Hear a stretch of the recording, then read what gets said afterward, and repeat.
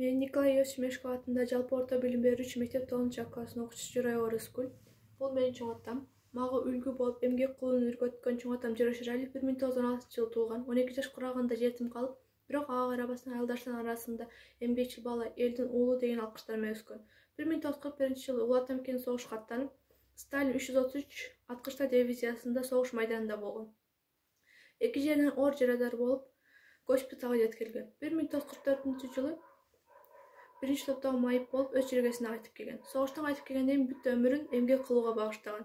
Чоң атамдын Кызылжар колхозун түзүүдө кошкон эмгеги абдан чоң.